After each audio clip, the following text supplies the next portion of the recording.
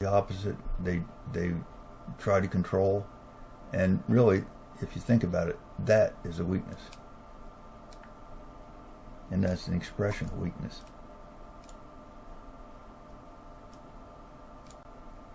Okay, next we're going to talk about wellness. Wellness is a process. It's an ongoing process, and the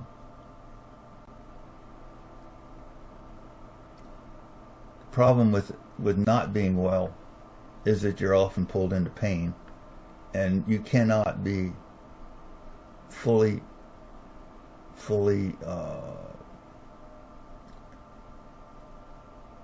open-hearted and loving and directed, if you will, when you're in pain.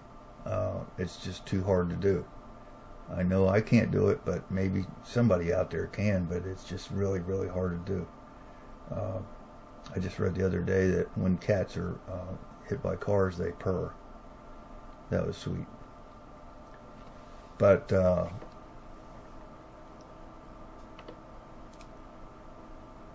you got to stay well, and one of the reasons that Rich and I are working so hard to help people stay well is so they can focus on the love and learn spiritually in an easier way.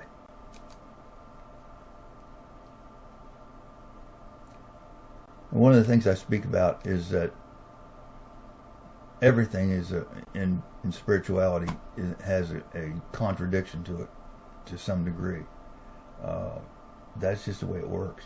If it weren't that way, we would only have one religion.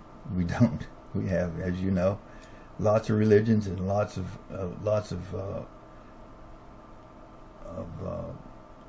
groups that flake off from the religions, and it's always a continual operation. So, you know, I'm a Methodist, you're a Baptist, whatever. If we all did it the same way, there wouldn't be but one religion, and that would be probably wouldn't have a title. It would just be what it is. Now, the next thing I'm talking about here is sexual surrender. Now, you know that if you study the ancient Hindu beliefs, they outlined the chakras, which are they start low and they end up high, right up here at the pineal gland, or the top of your head at the crown chakra, and they're all important in a certain way. Sexuality, especially the higher sexuality, which includes love, an open heart, these things teach it.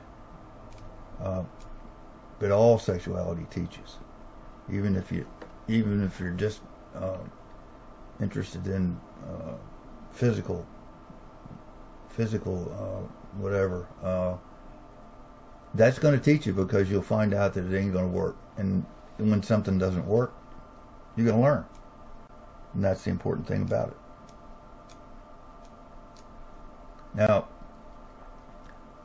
one of the things about that is that female, of course we have males and females, but females have an ability to surrender that makes it a lot easier than it is for males. But we all have to learn it. If we don't learn how to surrender, we ain't going to get it.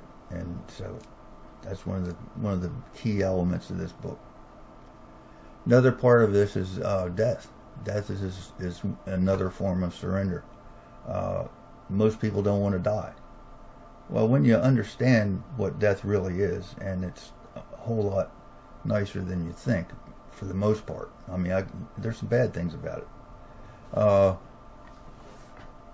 Death is a transition, and that transition is very loving in a lot of ways, but you do have to get past that angel of death, if you will, that Christianity calls Satan. It isn't quite like you think. Satan is an entity, yes, but his job, if you want to call him Lord of Karma, some other religions call him Lord of Karma. Hinduism has their name for it. You have to get past that guy, and he knows everything that you ever did. He has no interest in giving you anything there. It's a honest assessment of what you've done. So he puts it all together and he shows it to you, and he says, okay, here's where you go, and you have no choice. You're going to go there. And you go there to learn, but you're not going to learn as fast as you do here, and eventually you'll have to come back. At least until you get to the higher planes, which is above the 5th level, which is just above the subconscious level that Dr. Bruce Lipman talks about in epigenetics. I recommend that everybody that is hearing this go to Lipman's site and learn what he's got to teach, because that's really important. What he's found, and Dr. Lipman is one of the early people that studied genetics way back, and he was on the first team, I believe. But anyway, he's found that when you get to the subconscious level, which you have no control over, it would be conscious level. But when you get to that subconscious level, you can change your genetics in amazing ways. Well, one of the things that Dr. Rich Price does, my friend, is he works from the higher 5th plane, or higher. He actually works from the 8th plane. But when you get to the higher planes and you work down, you can see it all. You get to see it all if you ask. So he can work with you from that higher plane and change your genetics. He can change just about anything about you if it's allowed. Now, he doesn't have control of what's allowed. He just asks, and if it's allowed, he can change it. So if you have a really terrible thing that happened to you in some lifetime, especially recent lifetimes, such as you were burned at the stake or whatever, he can come back and he can take that, he can let that go for you, help you let it go anyway, by redirecting it. Might sound crazy, but this is a fact. So there are levels of surrender.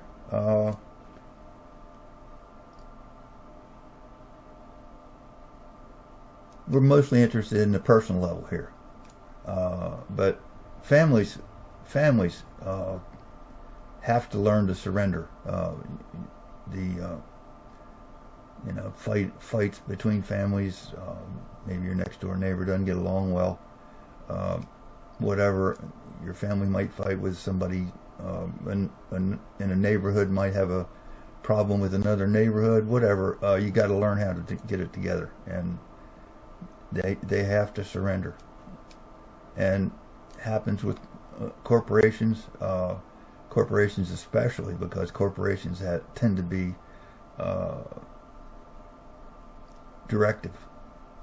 They tend to want to control the people that work there. That's part of their job in a way, but if they get too controlling, they got to learn how to surrender and let the employees be creative. That's a hard thing to do for a corporation, but they learn, and it's all about the same thing.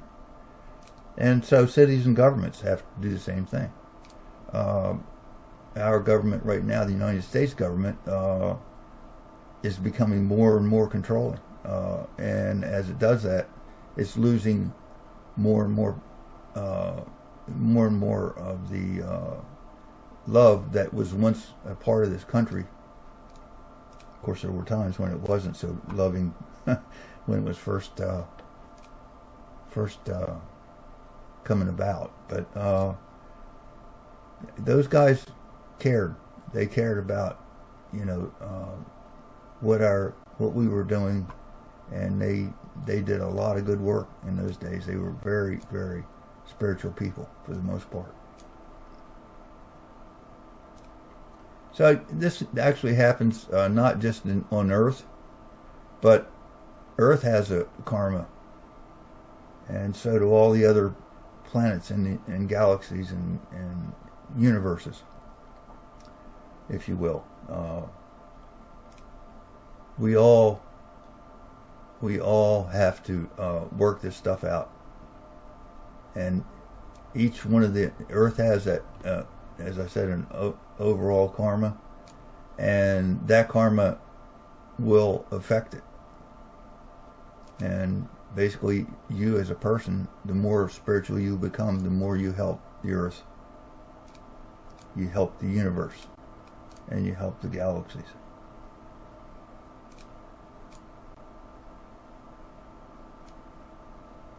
So there's no real scale to all this.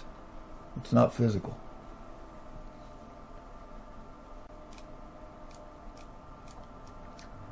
So I just talked to you about Beyond the Subconscious. That's one of my titles here. And Bruce Lipton. Please, if you get a chance, take the time to go there and listen to Bruce. Listen to Nissan Harriman. I try to call him Nissan the car. But listen to these people. They understand some things that you just can't get for the most part on your own, and they can lead you to some places that you'll find are quite interesting. And by the way, Nissan uses the word the singularity often, and I define that really as God, but you know, he doesn't want to use the word God, so he calls it the singularity, and that's fine.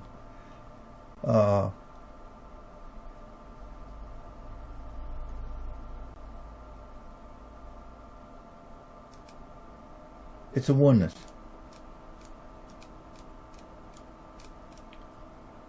Now, one of the things that Nissim does is he goes into the explaining the vortex, which is the spin, and he explains how all that works. He talks, and in the middle of that spin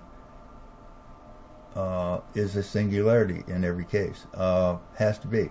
There's always a place where things don't move, and that's just like in a tornado or a hurricane. In the center, when it goes over the eye of the hurricane, if you will. All spins have that spot, and that's what we call a singularity. That's the God force, if you will. It's where everything is happening, but nothing is. It's the center of all of it. It's a place of boundless love.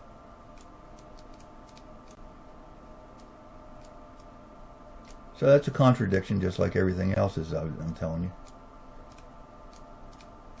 Dreaming. Dreaming is probably the most important thing you do, and the more you do it, the better you get at it. I always recommend that you keep a dream journal. Journals are so important spiritually. I can't tell you how important they are. My 5-year younger brother just died, and I had to see him across. I say had to. I was honored to. And one of the things that he did all of his life was keep a journal of his life. He journaled everything. A really wonderful thing, and that was a huge help for him spiritually. it moved him up quite a bit.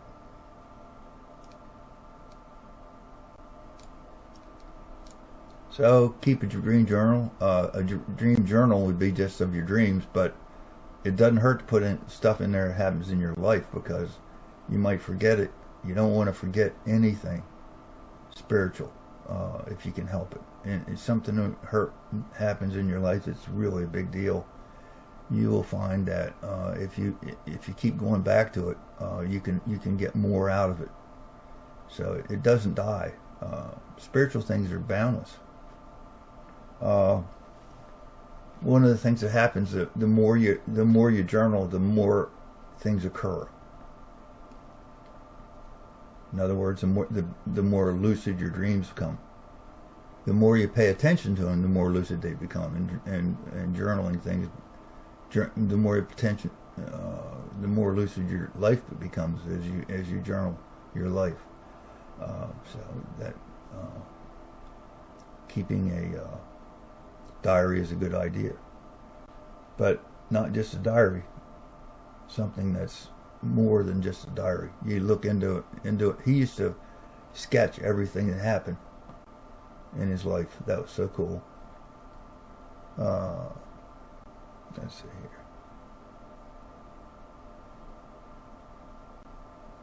Actually, there's no separation between dreams and life in your waking life, except for mentally. They're the same thing. You're learning on the inner, you're learning on the outer. And dreams are just another way to learn. Interesting thing about when you dream is that when something happens to you in the dream state, you don't get hurt, and that's kind of nice. At least you don't get hurt physically. You can be hurt mentally. You can be badly hurt mentally, but if you have the protection of love, of the inner master, if you will not be hurt. That's one of the things that you have to learn to depend on.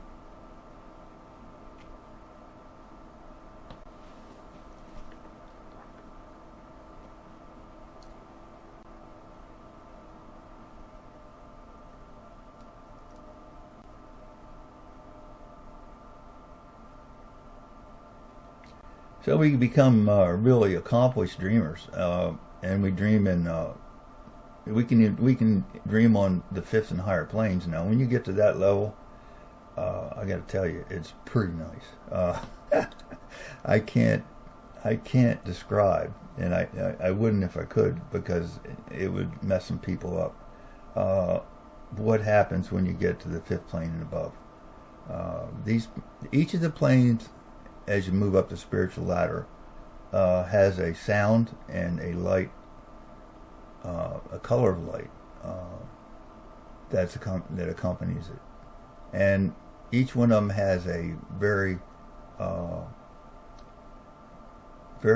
sharp, if you will, separation. And when you cross from, say, the psychic level to the causal level, which is be second to third level, there is a sighted difference, and the sound can be quite disturbing, really, as you move up. Well, this can happen when it happens in a dream state. It's a lot easier, but it can happen when you're awake too. And I actually went to the fifth plane once when I was before I became an echist, and that was outrageous.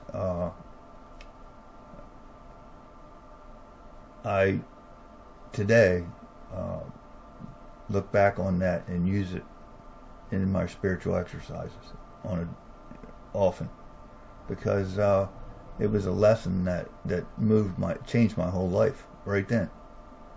Never went back to doubting about death or anything else after that. It was a done deal. But I set that up in the dream state. And you can do the same thing. I set that up by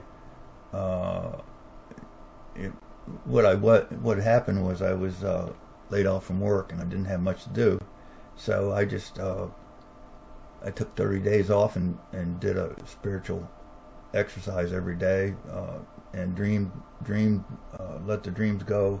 Kept a very detailed journal, and I used a clock to wake me up every hour until I got it right, and I could wake up and write in the journal.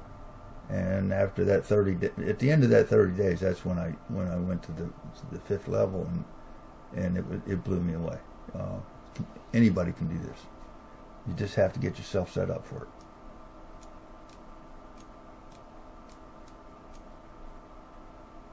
Again, it's not a religion. There isn't any religion.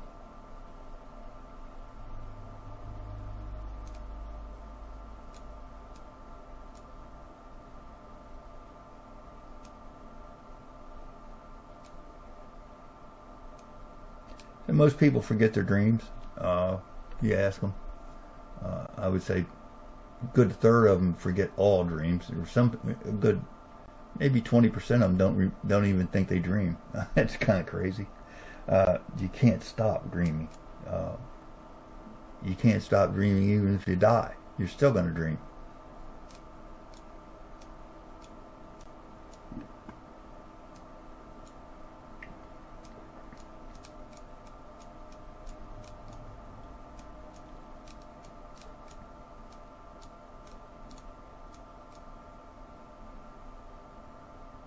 All right, so next thing is placing attention. The last thing you want to do is put attention on yourself. That, except for, you do need to love yourself, and you need to give as with my brother who used to keep a dream journal or a life journal. That is loving yourself, and boy, does that help. I really wasn't aware of it as much as I am now. Wow, that really helped him a lot. Made his transition to the higher worlds much, much easier.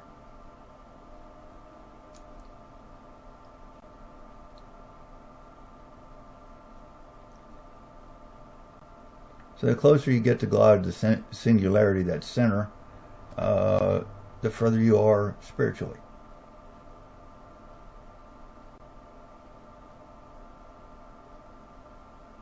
It's a loving act.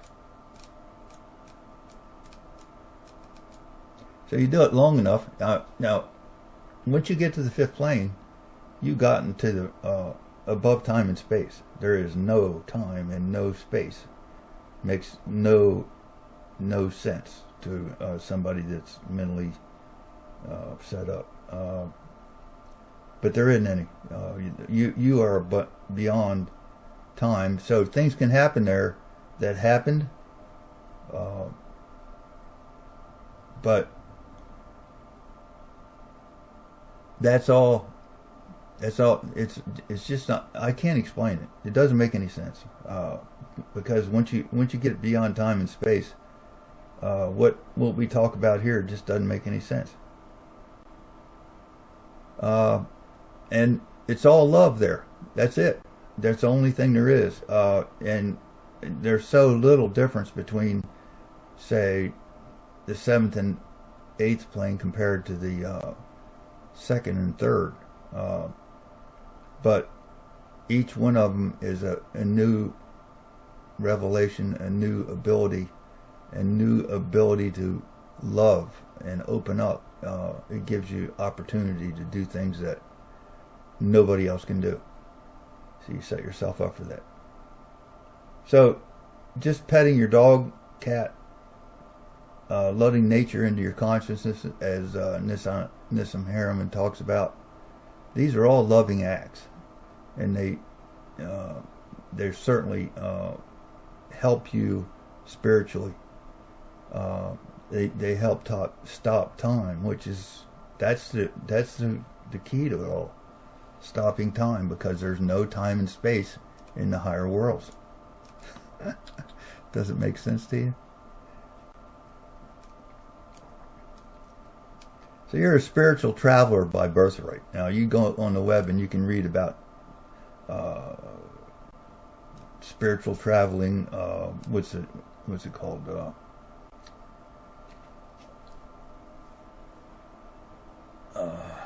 Remote viewing. Remote viewing. Very interesting thing. Learned about that long before I ever learned about spirituality, actually. And Ingo Swann was one of the early remote viewers. They did it with the United States government to fight Star Wars against Russia. Crazy stuff. And we can see things from right here that have occurred or will occur in other places if we're keyed in. If you want to get started, you do the dowsing thing, because that's a plus and minus deal. You know you got it right when you say, yes, my name is Jim Clark, or no, my name is not Susie, and that thing points. You're set up. You know you got it. But you can ask virtually any question, yes or no, or you can ask any question that has a number associated with it. Like, how many times should I do this? You can say 1, 2, 3, 4, and when you get to the end of it, and I've seen Rich do this many times. I don't do that. I'm not that good at it. But Rich does the muscle testing. Is it 2 times I should be doing this? Is it 3 times? When you get to the number, you feel yourself let go. You don't have the muscle ability anymore when you get to a lie.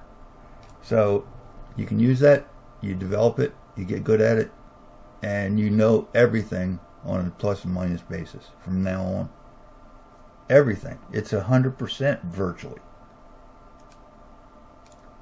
So what are karma and sin? That's another chapter. You're never really totally right, and you're never totally wrong. Unlike what you'll learn in religions, but you're sort of right and sort of right about everything. If you're paying attention and you're loving, you're much more right. You can, as I said before, you can actually repair past experiences that no longer suit you. By creativity, you can reinvent a past experience and make it into something new. It's not easy, but it can be done. I've seen it done. I know it can be done. So something really bad, you think really bad happened to you, sit down, go into contemplation, or whatever you want to call it. Picture yourself in the same situation but with a different outcome, and guess what? It gets better. Again, I mentioned this before. Bad things always happen. Here's one experience that I wrote about in my book. Say you're flying in a jet plane and it crashes, and you live. Well, what do most people think about that? They go, "Oh, am I lucky?" You're really not. Yeah, you're not lucky. The person that died didn't have anything else that they had to do, and you do. You got to come back here and do stuff. So the person that was lucky is the guy that died. You cannot kill yourself and get away with it. You have to get through this experience we call life. Or if you do take your life, you got to come back and do it again, but it's probably going to be worse. So you better just go ahead and get through it and do the best you can, be as creative and loving as you can, and things will work out. But again, that guy on that plane that died, and the guy, if you're the one that made it through it, you're not the lucky person. You think you are. I'm telling you, it's not that bad. Dying is just not that bad. My brother is in a really good place. He loves it.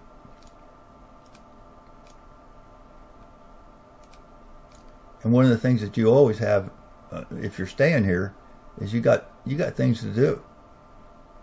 You can't do them as well on the higher planes as you can do them here. It's just not that. It's just a lot less. I would say hurtful, if you will, on the higher planes. You got. It's a lot nicer in certain ways, but you don't go there and learn much compared to what you learn here. And that's the reason you keep coming back, because you know you got things to get done. So you keep coming back and get it right.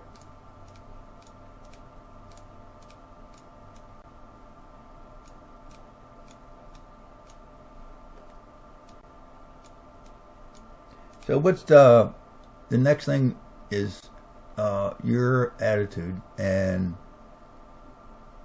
with that, are you grateful?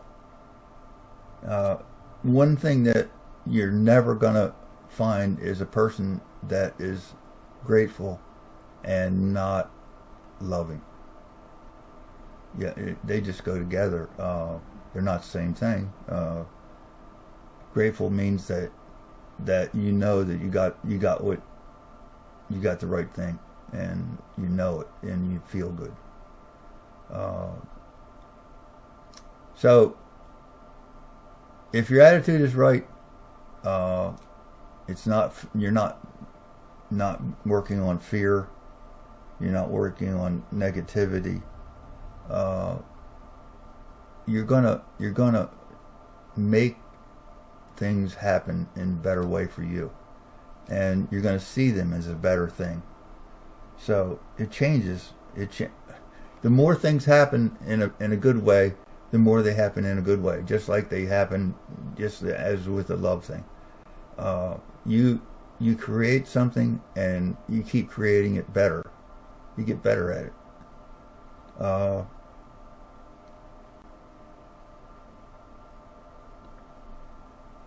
One of the things that I talk about in this paragraph is that governments and leaders are driven to have you depend on them for their power and protect you, and fear feeds on that. So that this whole attitude that you're trying to create is anti-government in a sense. Obviously, I'm accepting our government as it is. Have to. One of the things you got to realize is that the government never gives you anything for free. Nobody does. You always have to some way pay for everything you get. It's just part of karma, if you will. You call it karma. It's balance. That's what it is. And so the more self-sufficient you become, the more loving you become, the more grateful you become for the things that you're given, and eventually you learn to transcend pain and fear that this world wants you to have.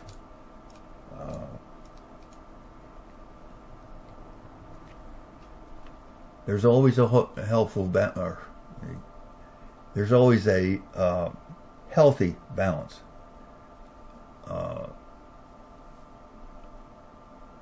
And there's a time that you know when to surrender, and also a time that you know when not to surrender, if you're paying attention. It's always a decision that you have to make, and decisions are always best gotten from the inner. So gratitude is one of the things that you always fear. No one can teach you gratitude. You know it. You got it, and the more you get it, the more the further you are along spiritual. All right, now next we're going to talk about epigenetics again with morphic resonance. Morphic resonance was I just told you about Dr. Bruce Lipton's thing. It's very interesting. about epigenetics and how you can change your genetic structure, and also get rid of diseases that you had. Now, let me just tell you how that works, but he'll tell you on his videos in a better way probably. But you're working on a subconscious level. Subconscious, you're not conscious. In other words, you dream consciously, you dream subconsciously. Subconscious you don't remember anything that you dream. And most people live there. The subconscious level means that you know something, but you can't really describe it. You know it though. It's embedded, okay? So let's say you know that you're going to get well. If you know you're going to get well, you absolutely must. But you cannot make yourself know. That's something that you have to earn. So, how do you get to that point? One way is to see it happen enough times.